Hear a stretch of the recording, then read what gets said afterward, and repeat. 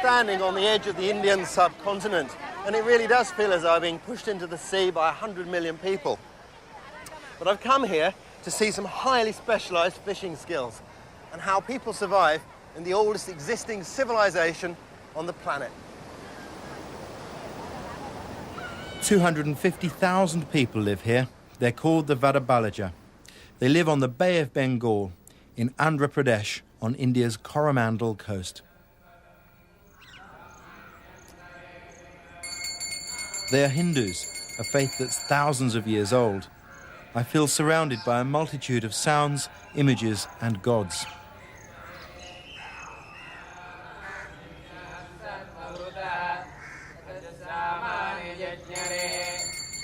It's a privilege to be accepted and blessed by one of their priests and to experience their ancient world of myth and ritual, with incense to purify.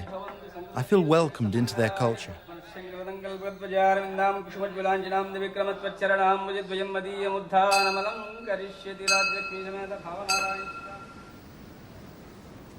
This is a very different place. I'm usually in remote, self-sufficient communities, but here the beach is home to a fishing caste. From birth, the local people survive by specialising in just one skill, and they rely on other groups for everything else.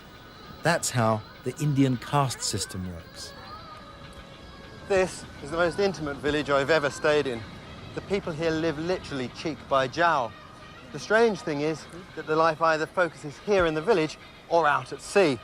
Just 100 metres inland are totally different communities that these people won't even marry into.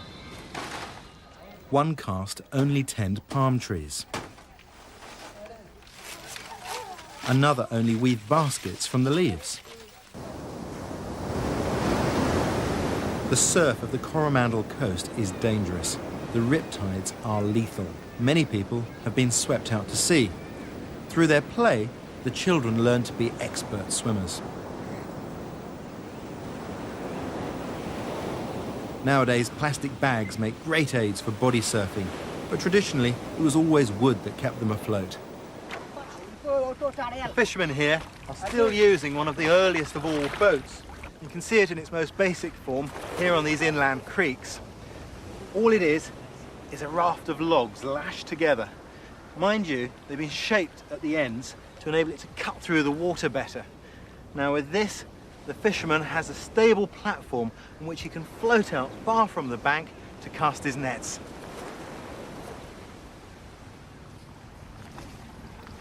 This is the simple cast net, and to me it's the most elegant of all fishing nets. Its secret lies in this necklace of lead weights at its hem, which means that the rim sinks faster than the middle, ensnaring any fish beneath it. The fishermen here are real specialists in nets. They employ all sorts of designs for varying circumstances.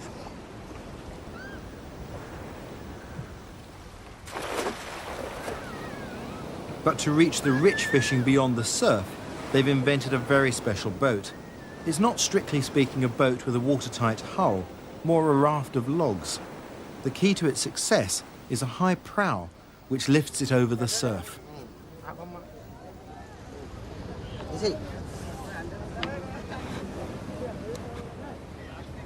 It's called a katu maram. which literally translated means logs tied together, and it's the origin of our word catamaran.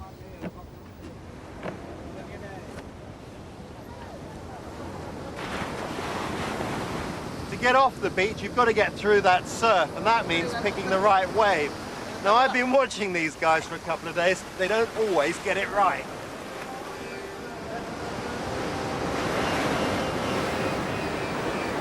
The waves come in cycles, a group of large breakers followed by smaller waves. The trick is to catch the last large breaker which launches you out into the smaller waves that are coming in. Sometimes the men can wait for 15 to 20 minutes reading the waves. It's the most experienced man who decides when to go for it.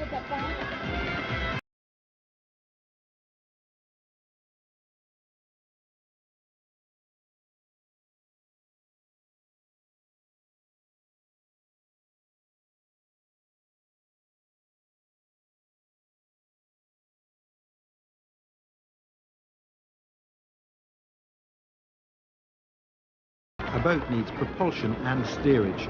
Besides the paddles that get you through the surf, there is the big sweep paddle at the back, which doubles as both a rudder and an oar, propelling the boat forward. An important piece of equipment is this lateen sail. About 13 years ago, an Australian surf expert and a Danish sailmaker were invited out here to see if they could improve this design. Well, they studied it for 3 years, and the conclusion they came to was there was no way of making it any better. Of course, when you've got a sail, you also have to have a centreboard, and that's right here. The centreboard prevents the boat capsizing in strong winds.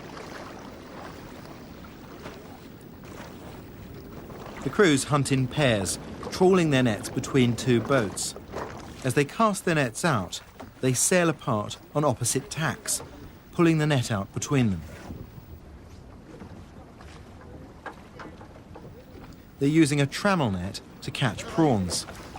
They'll trawl these nets through the sea for at least an hour.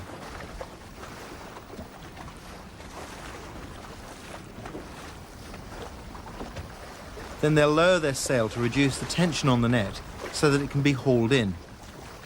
When not under sail, the rear oarsman still has to keep the boat underway to hold it on course. I can tell you, you need good sea legs to stay upright on these slippery logs.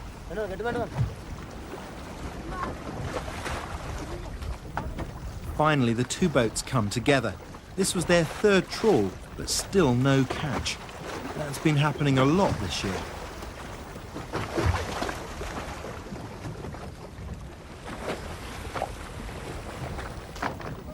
The boys serve an apprenticeship of 5 to 7 years before being accepted as fully fledged fishermen. Only then can they earn their share of the catch.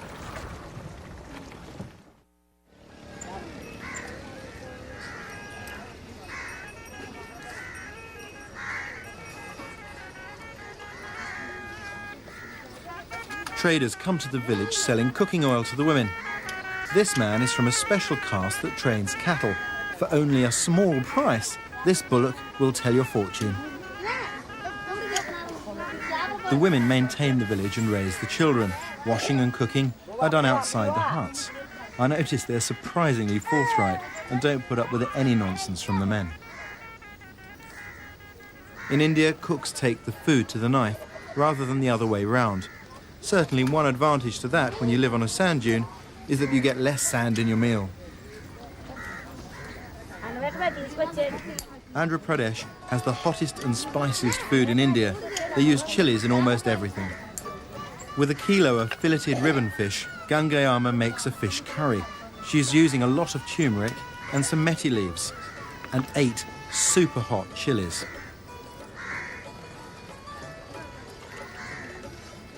Sesame oil is heated over the wood fire, and the marinated fish is seared.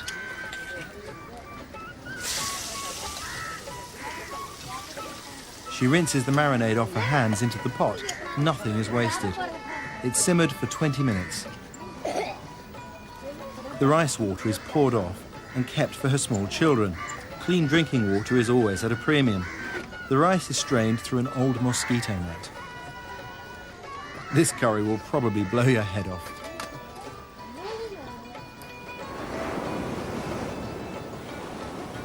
Coming back from fishing, I can see just how well adapted these boats are. They ride in on the waves like giant surfboards, and they can't be swamped because, like a sieve, the water simply passes straight out between the planks.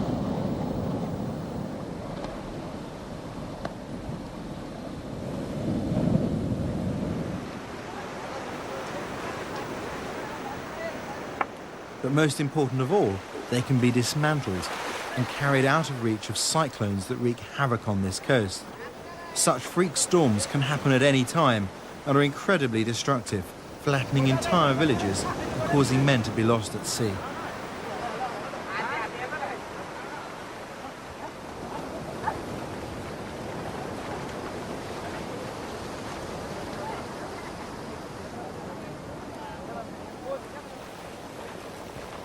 These logs are very precious to the men, as they can no longer obtain them. The traditional woods, cottonwood and chinaberry, which are buoyant and water-resistant, have all been felled in this area. Now they're using fiberglass, which has doubled the size of the boats. But able to carry twice the number of crew and much larger nets, in only 5 years, 60% of the fleet has moved over to fiberglass.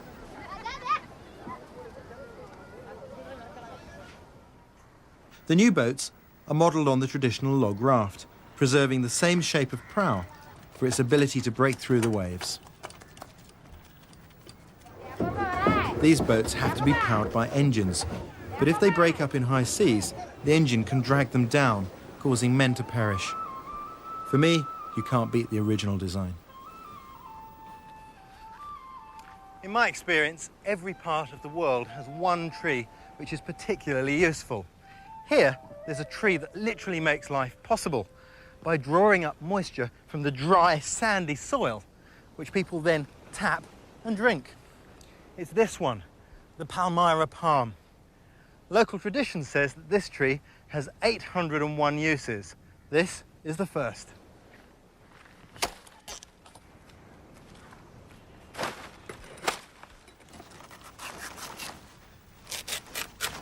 The fronds of many palm trees can be used in this way. First, you remove the serrated edges of the frond before carefully separating the outer fibres, which can be easily split off.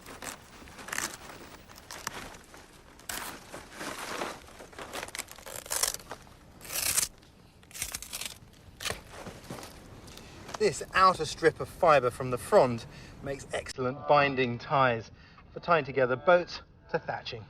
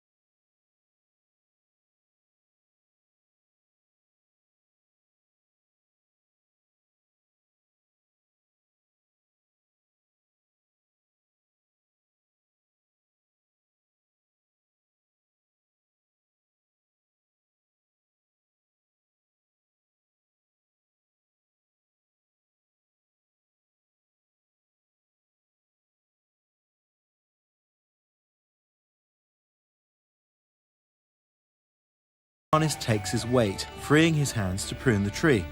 He knows just how many leaves to cut off to minimize transpiration, so that more sap goes to the fruit, making it juicier. The leaves aren't wasted, because here in India, they're used by a special caste of basket makers.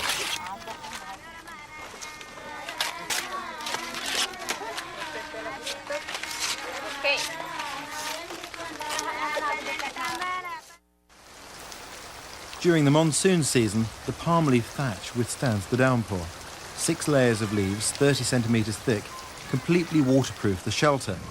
The rains do bring some benefits, good clean drinking water, and the baby's bottom gets cleaned.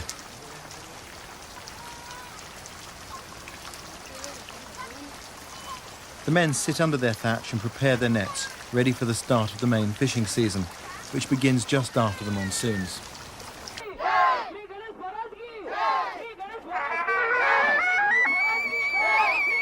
In September, the community worships Ganesh, the elephant-headed god who is the remover of obstacles. Everyone prays to Ganesh before embarking on any new mission.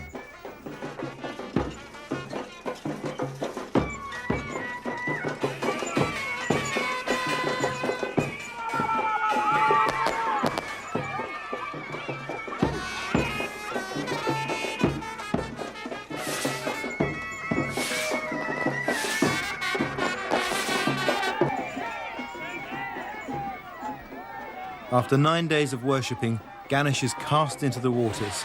Hindus believe everything was created out of the oceans, and so everything must return there.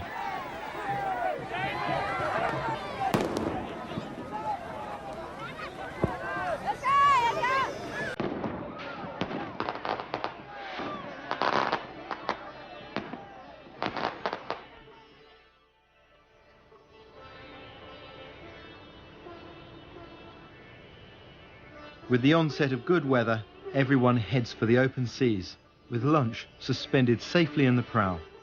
The helmsman moulds a ball of sand, reminding the boat to return safely to land, before putting it back on the beach as a kind of spiritual anchor. A lime is sliced and passed over the boat to absorb any evil or bad luck.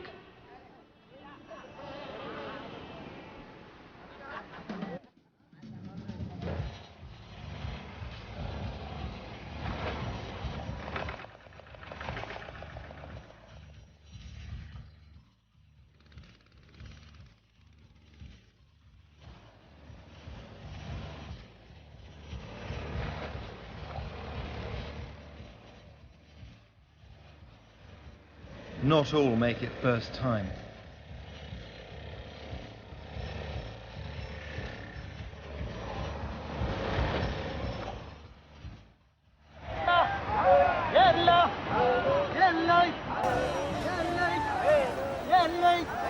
Fishermen who can't afford a boat or who have lost theirs at sea can earn a living hauling in seine nets. These arch out to sea and back to the beach. 2.5 kilometres from end to end. It takes 4 to 5 hours, even with the tide behind it, to pull it in.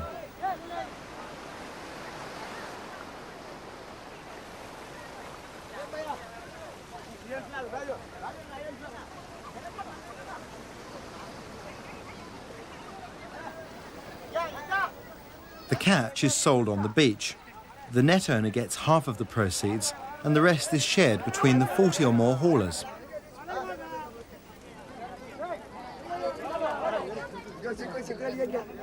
Today they caught sardines, crabs and shrimps, but the main catch is horse mackerel.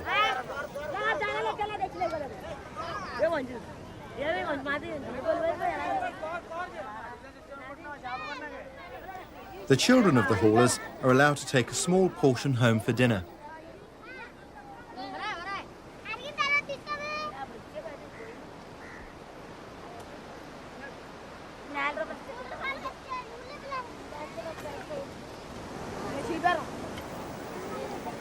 They've been catching prawns. In the past, prawns only fetched a low price on the Indian market, but now they are one of India's leading exports. 80% of the buyers are women, but surprisingly, the wives of the fishermen have no claim on the fish their husbands catch, and they have to wait to buy the fish in open auction. The women preserve the fish by salting and drying so that it can be transported far inland. Once a week, they sell some of their fish at the local market. It's essential they make a profit so that they can buy their groceries from other specialist castes. Inevitably, haggling is down to the last half penny.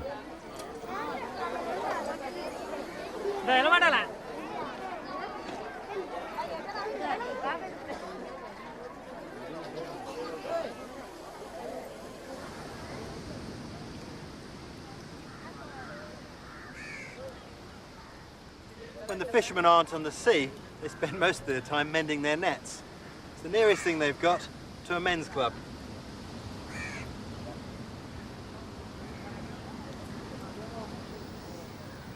Like hunters everywhere, talk is of the tools of the trade. It was great to exchange netting techniques. They had no trouble keeping up with my knots, but I had to work hard to keep up with theirs because their hands move so quickly. But moments like this are really special when you communicate through actions rather than words. I asked the women what the men do when they're not at sea.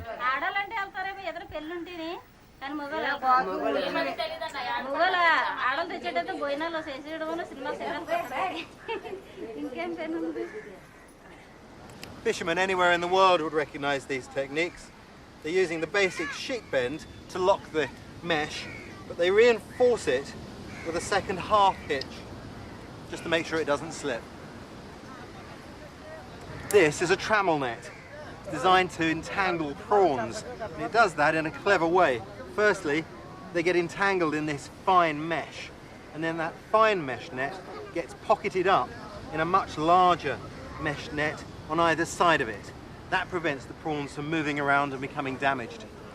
It's astonishing how many different types of net there are to be found drying on the beaches here. Increasingly, the international market is affecting the local economy. Any boat with a big catch goes straight to a large harbour down the coast. These are anchovies, ribbon fish, and shrimps. For the women, haggling at the harbour is big business. They get higher prices by selling direct to the export market.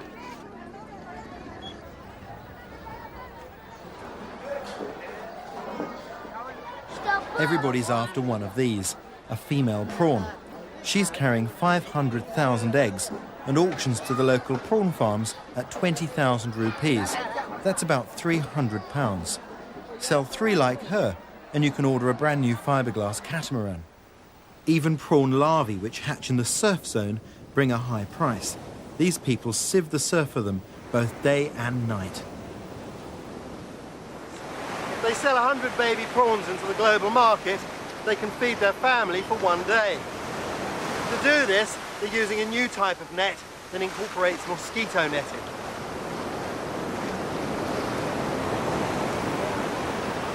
Tragically, nets this fine catch the small fry of many species.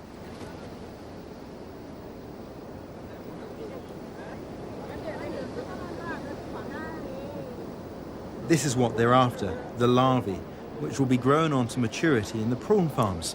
But there's an ecological price to pay. Only a small proportion of what actually gets caught can be sold. 98% of it is cast up onto the sand to die. Sadly, that contains the baby fish of the future.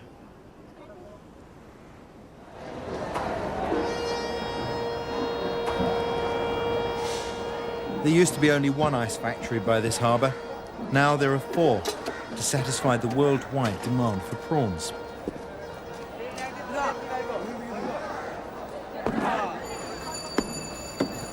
The fishing casts on the Coromandel coast are vulnerable to outside commercial pressure. Despite the fact that their catches have fallen by 40% in the last 3 years, they still believe that prawns mean cash, and plenty of it. These people are caught up in a gold rush for prawns.